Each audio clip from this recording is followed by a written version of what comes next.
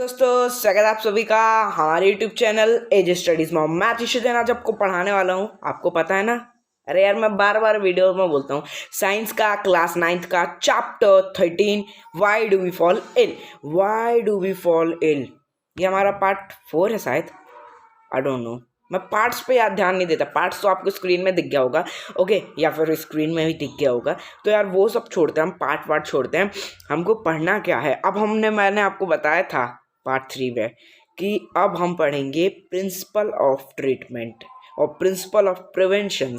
ये इतने इंपॉर्टेंट और इतने मस्त टॉपिक है ना फ्रेंड्स, मैं आपको क्या बताऊं। और सुनो, इसके बाद मैं आपको इतने अच्छे क्वेश्चन आंसर्स की वीडियोस दूंगा ना कि आप चैप्टर 13 आपके रग रग में भर जाएंगे। और ये चैप्टर तो आगे भी काम आता है, तो आपके वापस से वीडियो नहीं देखनी पड़ेगी, बस थोड़ा सा आपको रिकॉल करना पड़ेगा, ठीक है। वो भी नहीं करना पड़ेगा अगर अच्छे से पढ़ोगे तो फ्रेंड्स स्वागत है आप सभी का हमारे यूट्यूब चैनल में। और अभी तक अगर आपने हमारे चैनल को सब्सक्राइब नहीं किया है तो ज़रूर कर दीजिए, टेलीग्राम ग्रुप को ज्वाइन नहीं किया तो कर दो, और अगर अच्छी लगे तो ही लाइक करना वीडियो को, ठीक है, वरना मत करना, ओके।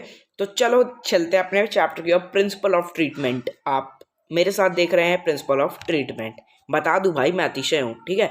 तो प्रिंसिपल ऑफ ट्रीटमेंट, बकवास बहुत हो गई। प्रिंसिपल ऑफ ट्रीटमेंट क्या होता है? प्रिंसिपल स्कूल वाला नहीं, ट्रीटमेंट मतलब कि इलाज। तो इलाज क्या होता है बीमारी का, वो हम देख लेते हैं। तो फ्रेंड्स बहुत ध्यान से सुनिएगा, आपकी स्क्रीन में जो दिख रहा है वही आपको मैं बताऊंगा अच्छे से। तो अब देखो, there are two ways to treat an infectious diseases. There are two ways to treat an infectious diseases. हमारे पास दो तरीके हैं किसी भी डिसीज को मीन्स इन्फेक्शियस डिसीज को झेलने के, इलाज करने के लिए, जैसे हम कह सकते हैं कि हमारे पास दो तरीके हैं ट्रीट करने के लिए उसको, इन्फेक्शियस डिसीजेस को। अब कौन कौन से दो तरीके हैं? बिल्कुल सही बोला आपने, स्क्रीन में देख के बोल रहे हो ना, रिड्यूस इलेक्ट। मैं भी बहुत पागल हूं। Reduce effect of the diseases क्या करता है? पहला वाला तरीका जो इफेक्ट है डिसीज का उसको कम कर देता है। तो भाई पेन तो रहेगा ना यार, थोड़ा ही ना कम कर रहे हो, बहुत ज़्यादा कम थोड़ी ना कर रहे हो। तो क्या करता है पहला वाला? थोड़ा सा या फिर थोड़ी देर के लिए जो है ना इफेक्ट को, डिसीज की इफेक्ट को रिड्यूस कर देता है, कम कर देता है। दूसरा वाला तरीका क्या करता है? किल कॉजेज ऑफ डिसीजेस। जो डिसीज फैला रहे हैं सीधे उन पे अटैक कर देता है, मार देता है, मारा पीटी और मार देता है, खत्म कर देता है। तो अब कौन सा तरीका अच्छा है भाई? खुद ही बताओ, खुद बताओ ना यार। Kill the causes of diseases, यही ना अच्छा तरीका है जो कि मार ही देता है। Kill the causes of disease, diseases के कॉज को ही मार देता है। तो फ्रेंड्स अब दोनों तरीके पर हम पढ़ेंगे, ऐसा नहीं, इंपॉर्टेंट दोनों तरीके ही हैं। तो reduce effect of the diseases जो आपकी स्क्रीन में देख रहे हैं उसको हम जल्दी से पढ़ लेते हैं। अब हम कैसे अपने घर में ही रहकर कम कर सकते हैं इफेक्ट्स को, डिसीजेस के इफेक्ट को कैसे कम कर सकते हैं? तो बेड रेस्ट, बढ़िया सो जाओ पल्ली ताने, 1 घंटे बाद उठोगे, थोड़ा सा रिलैक्स आपको मिलेगा।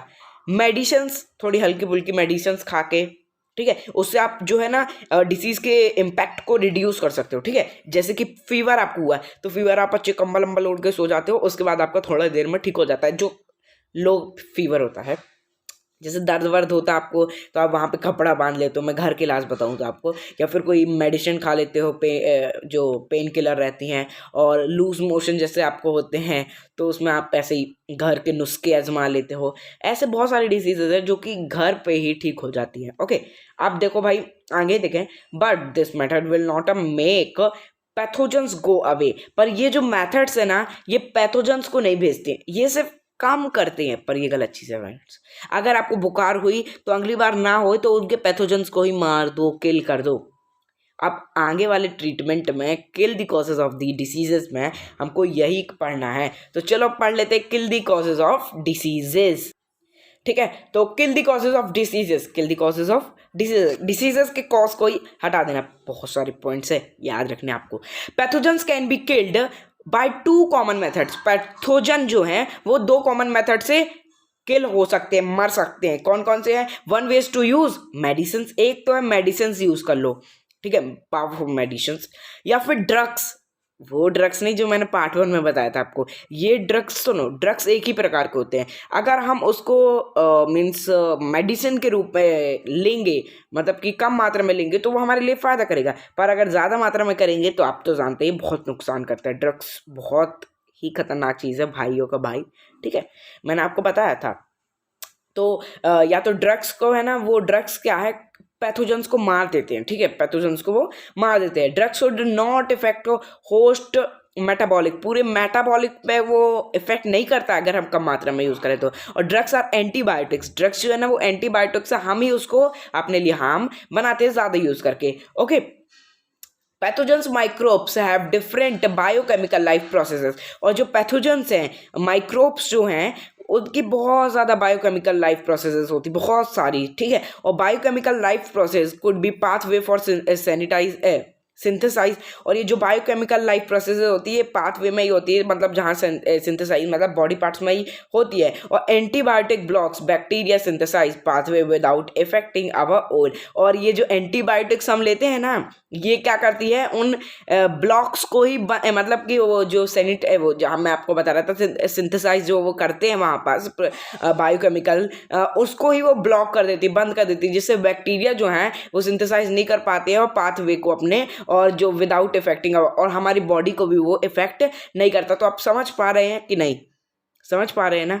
हाँ, क्या है, बायोकेमिकल लाइफ प्रोसेसेस बहुत ज़्यादा करते हैं कौन, ये अपने पैथोजेंस, ठीक है। अब पैथोजेंस बायोकेमिकल लाइफ प्रोसेसेस करते हैं, अगर हम उसी को ब्लॉक कर देंगे तो वो बायोकेमिकल प्रोसेस नहीं कर पाएंगे और फिर ख़त्म हो जाएंगे।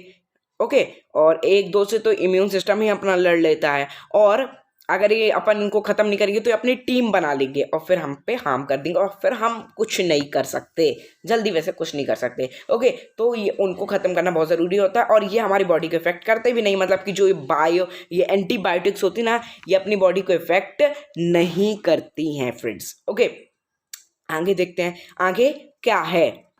तो फ्रेंड्स, प्रिंसिपल ऑफ ट्रीटमेंट इतना ही था। अब हम देख लेते हैं प्रिंसिपल ऑफ प्रिवेंशन, क्या हमें ट्रीटमेंट की ज़रूरत ही ना पड़े और हमारा काम आसानी से हो जाए। कैसे, बताओ, दिमाग लगाओ। प्रिंसिपल ऑफ प्रिवेंशन मतलब कि हम ऐसे प्रिवेंशन ले लें जिससे हमारी बॉडी में बीमारी आ ही ना। ऐसा होता है, होता क्या, होता ही है। अब देखो, 3 limitations are confronted while treating an infectious disease। अब हमारे पास 3 limitations है कन्फर्टेड, मतलब कन्फर्ट की, जो हमारी बॉडी को ट्रीट करती है। कौन कौन सी? In some cases 100% recovery is not possible because of damage organs. कभी कभी क्या होता है कि हमारी जो 100% रिकवरी है, 100% रिकवरी मतलब कि ठीक होने की जो संभावना है ना, ये कभी कभी नहीं हो पाती, मतलब 100% रिकवरी हमारी पॉसिबल नहीं हो पाती। क्यों? क्योंकि जो हमारे ऑर्गन्स है वो डैमेज कर चुके रहते पहले से पैथोजेंस, ठीक है। During treatment patients likely to be bedridden for some times, और जब उनका मीन्स ट्रीटमेंट होता है तब उनको बेड में मीन्स बेड रेस्ट करने के लिए उनको बहुत ज़्यादा फोर्स किया जाता है, और बेड रिडन उनको रहना पड़ता है बहुत सारे टाइम के लिए, सम टाइम के लिए उनको रहना पड़ता है। और patients become a medium for spread of infectious on during treatment, और पेशेंट जो है ना ये बहुत सारे मीडियम्स के थ्रू जो है ये दूसरों को इन्फेक्टेड कर देता है। ट्रीटमेंट के दौरान बहुत लोगों को ये इन्फेक्टेड कर देता है, डॉक्टर्स को भी कभी कभी इन्फेक्शन हो जाता है पेशेंट का, ठीक है। तो ऐसा भी देखने को मिलता है बहुत से मीडियम, जैसे कि एयर, वाटर, ऐसे बहुत सारे, या फिर किसी भी चीज़ को छुआ वो, तो ऐसे। This lead to above difficulties, और ये जो अपन ने 3 चीज़ें पढ़ी ना, जो मैंने 3 लिमिटेशंस आपको अभी बताई थी, ये 3 जो अपन ने डिफिकल्टीज पॉइंट्स पढ़े, ये कभी कभी बहुत ज़्यादा डिफिकल्टीज़ को हमें सामना करवा देती हैं, ठीक है। तो इसलिए कहते हैं कि prevention always better than cure, prevention is better than cure. ये सेंटेंस आपने बहुत अच्छा सुना होगा, बहुत अच्छा सेंटेंस, सुनने में कितना अच्छा लगता है कि prevention is better than cure. इसको कर लो स्टार मार्क, जैसे कि स्क्रीन में भी है, बिल्कुल बहुत ज़रूरी है, ठीक है। तो अब हम देख लेते हैं general ways of prevention, prevention के कुछ जनरल बेस समझते हो ना, मतलब कि प्रिवेंशन के कुछ आसान तरीके, कुछ अच्छे से तरीके, बिल्कुल जो हम जनरली यूज़ करते हैं। तो public hygiene is one basic की टू द प्रिवेंशन। अब देखो, पब्लिक हाइजीन, हमारे आसपास अगर क्लीनिनेस है ना, तो आपका जो एनवायरनमेंट जो अगर क्लीन रहेगा ना, तो आप भी हमेशा साफ सुथरे और खुले विचार वाले रहेंगे, मतलब कि आप हैप्पी रहेंगे अगर आपका एनवायरनमेंट हैप्पी है। तो पब्लिक जो हाइजीन है ना, ये पहला बेसिक की है, जो कि प्रिवेंशन का पहला बेसिक की है। दूसरा क्या है, thus following practices are adopted, और अब हम कुछ देखते हैं प्रैक्टिसेस को। To avoid exposure to airborne microbes adopt living crowded conditions. अब क्या हमने एयरबॉर्न कंडीशंस पढ़ी थी ना, एयरबॉर्न डिसीजेस वाली, तो अगर हमको अवॉइड करना है इन एयरबॉर्न माइक्रोब्स को, तो जो मतलब कि जो क्राउडेड कंडीशंस है ना, उससे हमको दूर भागना पड़ेगा, ठीक है, और लिविंग क्राउडेड कंडीशन से हमको बचना पड़ेगा। अब to avoid exposures water borne microbes safe drinking safe should be provided. और अगर हमको वाटरबॉर्न डिसीजेस माइक्रोब्स से बचना है, वाटरबॉर्न भी हमने पढ़ा था ना, झूठ मत बोलना यार, पढ़ा है, इतने अच्छे से पढ़ा है, तो आपको सेफ ड्रिंकिंग वाटर्स प्रोवाइड कराने पड़ेंगे गवर्नमेंट से। मैं बोल रहा हूँ, आपसे नहीं बोल रहा हूँ, मतलब आपको सेफ वाटर पीना पड़ेगा, सेफ ड्रिंकिंग आपको करनी पड़ेगी। तो आप एयरबॉर्न से तो दूसरे है, वाटरबॉर्न से भी आप बच सकते हो, ठीक है। अब हम और आगे बढ़ते हैं, धीरे धीरे आगे बढ़ते रहेंगे, ठीक है। चलो तो देख लेते हैं स्पेसिफिक वेज ऑफ प्रिवेंशन। कुछ ऐसे स्पेसिफिक वेज, ये तो अभी जनरल हमने देखे थे, जनरल मतलब कि जो जनरली यूज कर सकते हैं हम, पर कुछ ऐसे स्पेसिफिक वेज जो हैं, जो कि बहुत इंपॉर्टेंट है, वो अब हम देख लेते हैं। कौन कौन से हैं? With the help of strong immune system.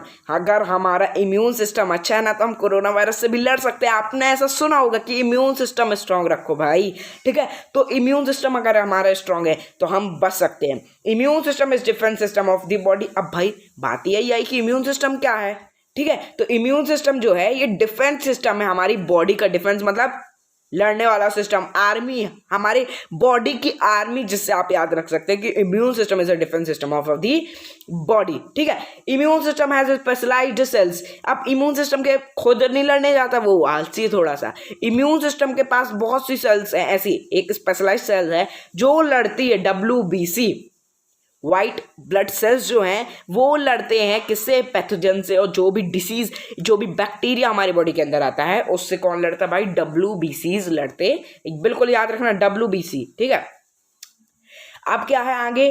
और lymphocytes become active every time pathogens enter the body. अब एक लेम्फोसाइट्स हैं, लेम्फोसाइट्स, ये जो है ना ये एक्टिव हो जाती हैं जब हमारी बॉडी में पैथोजेंस की एंट्री हो जाती है, फिर ये लड़ने जाती हैं अभी रोसा, ठीक है, मतलब कि मजाक कर रहा हूँ। ये जो लिम्फोसाइट्स है ना, ये जब एक्टिव हो जाती है जब हमारे अंदर पैथोजेंस आ जाते हैं। अब हम इम्यून सिस्टम का जो ना मैकेनिज्म देख लेते हैं कि ये सब होता कैसे, उसके बाद उसके पॉइंट्स भी देख लेंगे, ठीक है। तो चलो आगे बढ़ते हैं। पेज, सॉरी वो एकदम से पॉज हो गई थी ना, कोई बात नहीं। अब हम देख लेते हैं मैकेनिज्म ऑफ इम्यून सिस्टम, जो मैंने आपको बताया था कि इम्यून सिस्टम वर्क कैसे करता है। तो भाई क्या कलरफुल चार्ट दिख रहा है ना, चलो इसको अच्छे से पढ़ते हैं, बहुत इंटरेस्टिंग है।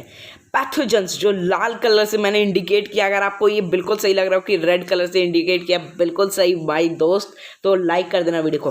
पैथोजेंस जो है रेड कलर से आप दिख रहे हैं, ये पैथोजेंस जो है ना, एक गड़बड़ हो गई, क्या गड़बड़ हो गई? कोई बात नहीं, ये सब चलता है। मैंने एरोस जो है ना वो इस प्रकार से होने, किस प्रकार से चाहिए, इस प्रकार से, ठीक है, कोई बात नहीं, ये सब धीरे धीरे सब चलता रहता है, ठीक है। तो पैथोजेंस जो ऐसे नहीं जाते हैं, वो ऐसे आते हैं। पैथोजेंस जो है वो किस पे अटैक करते हैं? बॉडी पे अटैक करते हैं, जो कि येलो कलर से है, ठीक है। क्रीम कलर से करना चाहिए था, पर कोई बात नहीं, कलर पे मत जाओ। पैथोजेंस जो है ना वो बॉडी पे अटैक करते हैं। बॉडी किसको बोलती है? अगर पैथोजेंस ने अपने बॉडी को अटैक किया तो बॉडी अपने बड़े भैया से बोलती है, मैंने आपको बताया था ना, इम्यून सिस्टम से। बड़ा भैया इसका इम्यून सिस्टम है। इम्यून सिस्टम को गुस्सा चढ़ी तो वो अपने किससे बोलता है? गार्ड से बोलता है। गार्ड कौन है? WBC। ऐसे याद रखेंगे ना तो आपके दिमाग में जो है ना सेट हो जाएगा। पैथोजन से दुश्मन ने बोला बॉडी से, बॉडी को मतलब अटैक करने के लिए गए दुश्मन। बॉडी ने अपने बोला बड़े भैया से, बड़े भैया ने अपने इम्यून सिस्टम, बड़े भैया जो है उसके इम्यून सिस्टम, उसने बोला अपने चौकीदारों से, गार्ड से, WBC से, ठीक है। वो WBC गए, एक्टिवेट हो गए, तलवार उठाई, गन उठाई और गए, वो एक्टिवेट हो गए और मीन्स पैथोजेंस का काम खल्लास कर दिया। Gate activated by the entry of pathogens. उनने सुना कि मालिक मेरे बोल रहा है, इम्यून सिस्टम मेरे से बोल रहा है कि पैथोजेंस आ गए हैं, तो वो एक्टिवेटेड हो गए। क्यों? क्योंकि पैथोजेंस आ गए हैं। और बस WBC तलवार लेके गए और पैथोजेंस को काट डाला, ठीक है। अब क्या होता है फ्रेंड्स, ऐसे तो आपको लग रहा है अब क्या दिक्कत ही क्या है भाई, ये लोग अपना निपट लेंगे, हम क्यों दवाइयाँ खा रहे हैं? ऐसा नहीं होता है। कभी कभी पैथोजेंस जो है ना वो बहुत ज़्यादा स्मार्ट हो जाते हैं और किस पे अटैक करते हैं? सीधे बड़े भैया पे। बॉडी गई काम से, सीधे इम्यून सिस्टम पे अटैक करते हैं। इम्यून सिस्टम पे अटैक करेंगे तो ये किससे बोलेगा? जब तक ये बोल ही नहीं पाएगा और काम हो जाएगा खल्लास, यही टेंशन होती है, इसलिए हमको मेडिसिन्स लेनी पड़ती हैं। तो ठीक है, मैकेनिज्म्स ऑफ इम्यून सिस्टम समझ के कुछ पॉइंट्स भी देखते हैं जिससे आपको और अच्छे से क्लियर हो जाएगा। तो पॉइंट्स आपकी स्क्रीन में आ गए होंगे। Immune cells manage to kill off infectious long before it assume major property. ठीक है, इम्यून सेल्स जो है ये मैनेज करती हैं, मतलब कि ये लोग जो है ना किल कर देती है किसको, इन्फेक्शियस, इनको ज़्यादा देर तक टिकने नहीं देती। इम्यून सेल्स जो है ये मैनेज करती हैं टू किल, मारने के लिए मैनेज करती है, off the infectious long before it assumes major properties. वो किसी और पे हमला करे उससे पहले जो इम्यून सेल्स हैं ये किसको मार देती है, पैथोजेंस को जो भी एंटर होते हैं। It numbers of infecting microbes is controlled, the manifestations of diseases will be minimum. और ये जो नंबर होता है इन्फेक्शंस का, माइक्रोब्स का, ये इनको कंट्रोल करना पड़ता, नहीं तो ये बार बार मल्टीप्लाई जल्दी जल्दी करते जाते हैं। और इनको मीन्स ये लोग अपना मैनिफेस्टेशन भी ढूंढ रहे होते हैं कि ऑर्गन पे, स्पेसिफिक टिश्यूज पे, तो इनको जल्दी से मारना पड़ता है। ठीक है, और इनको जल्दी से मारकर कम करना पड़ता है मिनिमम, मतलब कि अगर ज़्यादा हो जाएंगे तो फिर तो ये इम्यून सिस्टम को ही मार देंगे। Lack of success of the immune system leads to infections. और कभी कभी मीन्स हमेशा ही, अधिकतर ही सक्सेस हो जाती है इम्यून सिस्टम इन्फेक्शंस को लीड करने में, उनको मारने वारने में सक्सेस हो जाती है, मतलब कि ताकतवर है। ऐसा नहीं भाई, हमारा देश ज़्यादा ताकतवर है पाकिस्तान से। पाकिस्तान कौन है बताओ बताओ, पैथोजेंस। इंडिया अभी उससे लड़ने के लिए काबिल है, ठीक है, पर हाँ ज़्यादा नहीं होना चाहिए। Sufficient nourishment and food is required for a good immune system. अब इम्यून सिस्टम कैसे ताकतवर बनेगा बताओ, अगर उसको सफिशियंट न्यूट्रिएंट्स अगर उसको अच्छा मिलेगा, खाना अच्छा मिलेगा, तो इम्यून सिस्टम जो है वो और ताकतवर होते जाएगा, और ताकतवर होगा तो कोई भी पैथोजन सेंटर हो ही नहीं पाएगा। ठीक है, अब हम कुछ इम्यूनाइजेशन के प्रिंसिपल देख लेते हैं। ठीक है, तो आ गया अब हमारा टॉपिक इम्यूनाइजेशन प्रिंसिपल। बोर तो नहीं हो रहा ना, समझ में तो आ रहा है ना आए तो बताना, फिर बता दूंगा। ठीक है, कैसे बताओगे आप, कमेंट्स करके ही ना बताओगे यार। आज फ्रेंड्स पूरा चैप्टर कंप्लीट करना हमको, और हो भी जाएगा। आखिरी टॉपिक, आखिरी नहीं मतलब लास्ट सेकंड, इसके बाद एक और है छोटे से टॉपिक, जल्दी से पढ़ लेते भाई, टाइम वेस्ट नहीं करना है। इम्यूनाइजेशन प्रिंसिपल, इम्यूनाइजेशन का जो अभी हमने पढ़ी जो प्रोसेस, उसको हम इम्यूनाइजेशन कहते हैं। बिल्कुल बहुत इंपॉर्टेंट है, व्हाट इज अ इम्यूनाइजेशन। तो यही लड़ाई झगड़ा जो है ना, अभी हमने आगे पॉइंट्स देखे, वही अगर आप लिख देंगे that process is called immunisation, आखिरी में ये लिख देना, आपको बिल्कुल फुल मार्क्स मिल जाएंगे। ठीक है, इम्यूनाइजेशन बहुत इंपॉर्टेंट है, आता है पेपर में। Okay, after the first encounter immune system remember the pathogens specifically. अब देखो क्या होता है फ्रेंड्स, मैं आपको एकदम बिल्कुल अच्छे से समझाऊँ, प्रैक्टिकली समझाऊँ तो क्या है, जैसे कि आपकी एक दोस्त के साथ लड़ाई हुई, ठीक है, अब आप उसको अच्छे से पहचानने लगे होगे, फिर अगली बार जब बोलेगा ना वो कि मिलते हम किसी और वीडियो में, नहीं मिलते हम कभी और बेटा बताऊंगा तेरे को, तो आप उसको रिमेंबर करने लगोगे, आप याद कर लोगे उसको, और जब भी वो अगली बार आएगा तो आप उसको और अच्छे से मारोगे। ऐसे ही क्या है, इम्यून सिस्टम जो अच्छा नहीं बता पाया, एग्जाम्पल अच्छा नहीं था, कोई बात नहीं। इम्यून सिस्टम जो है ना, जब कोई भी पैथोजन एंटर होता है ना, तब तो वो मारने की बिल्कुल कोशिश करता ही है, पर वो और अच्छे से उसको पहचानने लगता है। उस इम्यून सिस्टम को जो ना वो और अच्छे से पहचानने लगता है, वो जान जाता है कि अच्छा ये अगली बार है ना और अच्छे से मैं बताऊंगा, तो ऐसे वो सोच लेता है। इम्यून सिस्टम जब पहला इनकाउंटर करता है तब वो पैथोजेंस को ना अच्छे से जानने लगता है, और जब सेकेंड इनकाउंटर की बारी आती है तो immune system respond with greater vigour, और ताकत से वो उस पर अटैक करता है, जिससे अगली बार वो आई ना। ठीक है, इसलिए जब सेकंड एनकाउंटर होता है तो इम्यून सिस्टम है रिस्पॉन्ड विद ग्रेटर विगोर, बहुत ज़्यादा ताकत से, और ज़्यादा ताकत से वो अटैक करता है। ठीक है, एनर्जी डाउन हो रही मेरी, कोई बात नहीं, पूरी वीडियो कर लेता हूँ। Leads to elimination of infections more quickly, और जो ये लीड मतलब ये जो इन्फेक्शन और ये होता है ना एलिमिनेशंस, मतलब ये लड़ाई झगड़ा, ये बहुत ही क्विकली होता है। फिर भी हमको कभी कभी पेन होने लगता है थोड़ी सा, जिस जगह पे ये सब चल रहा होता है, तो ये जल्दी होता है पर थोड़ा सा मतलब पेन होता है। अब हम देख लेते हैं कि वैकेंसी नहीं, हाँ एक मिनट मैं आपको बताता हूँ।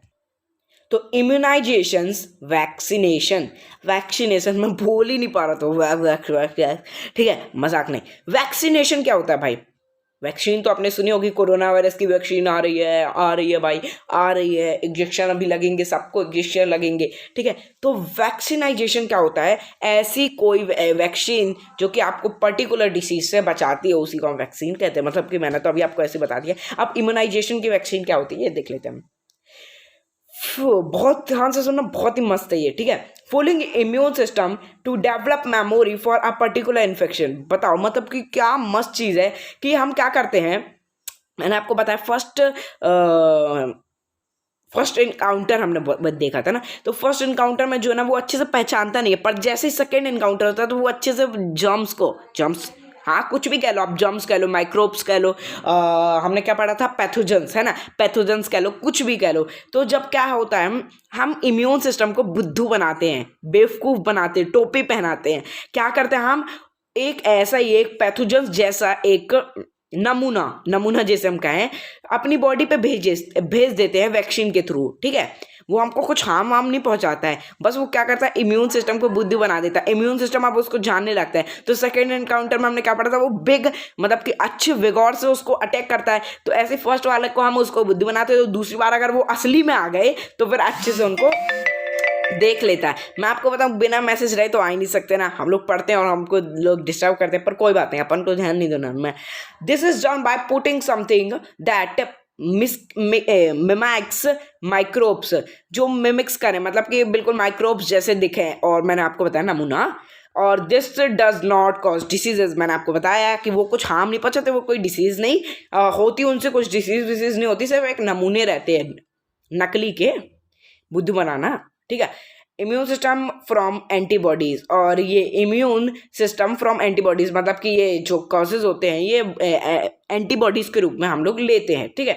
Therefore during second encounter body recognise pathogens, और मैंने आपको बताया था सेकेंड इनकाउंटर में ये लोग अच्छे से जानने लगते हैं। कौन, इम्यून सिस्टम अच्छे से जानने लगता है, रिकॉग्नाइज करने लगता है, वो जानने लगता है अच्छे से कि क्या चल रहा है भाई।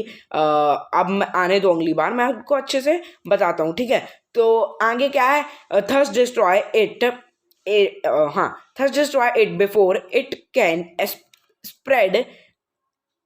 एक मिनट फ्रेंड्स, थोड़ा सा मैं सिस्टम मेरा मतलब प्रॉब्लम कर रहा था, एक बार मैं आपको फिर से बता दूँ। Thus destroy it before it can spread diseases, और उसको वो पहले से ही ख़त्म कर देता है कि उससे पहले वो डिसीज, मैं बताऊँ अच्छे से आ रहा था पढ़ते, पर वो थोड़ा सिस्टम ख़राब हो गया था, ख़राब नहीं हो गया था। तो ये क्या करता है कि जैसे ये जो पैथोजेंस है, ये डिसीज फैलाएं, उससे पहले ही इनको डिस्ट्रॉय कर देता है, खत्म कर देता है। Thus destroy it before it can spread diseases, ठीक है, उससे पहले ही स्प्रेड डिसीज करे, उससे पहले ही वो खत्म कर देता है। अब सही है, ठीक है। एग्जाम्पल फ्रेंड्स, मैं आपको एग्जाम्पल के महत्व ना, हाँ महत्व बताऊं। एग्जाम्पल्स आप बायोलॉजी में या फिर किसी मैथ्स में नहीं, बायोलॉजी में या साइंस में, जैसे पूरी पर्टिकुलर साइंस में ही हमने, तो एग्जांपल्स अगर हैं उसके, तो आप आंसर के पास एग्जांपल जरूर लिखिए, इससे इंप्रेशन पड़ता है। और अच्छे से आप मतलब दिया भी ना हो तो भी लिखिए, आपका कि आप 9th क्लास में आ गए, कोई बताने की चीज़ नहीं है, ठीक है। हमेशा लोगों के साथ होता है, दिया नहीं है तो नहीं लगना, ऐसा नहीं, ठीक है। तो एग्जाम्पल क्या है, टिटनेस का इंजेक्शन लगवाया, कभी लगवाया होगा। टिटनेस का इंजेक्शन नहीं लगवाया होगा, कहो नहीं लगी हो आपको। और वुपिंग कफ, इन सब कैसे इम्यूनाइजेशन वैक्सीन जो है ना हमारी बॉडी पे डाली जाती है, टीका, पोलियो की ड्रॉप्स डाली जाती हैं, ऐसे, ठीक है। तो फ्रेंड्स खत्म हो गया ना चैप्टर, खत्म हो गया। अब क्या करना है, चैप्टर तो खत्म हो गया। मैंने आपको इतना कठिन chapter 13 why do we fall ill, जो कि हम चैप्टर जब खोलते तो इतना ज़्यादा भरा भरा सा लगता है, हम कंफ्यूज हो जाते हैं, वो मैंने आपको इतनी आसान तरीके से समझा दिया। समझाया है ना यार, सही बोलना। हाँ तो फ्रेंड्स, अगर आपको अच्छा लगा ना, इस वीडियो को लाइक करो। अभी तक अगर आपने हमारे चैनल को सब्सक्राइब नहीं किया है तो कर दो।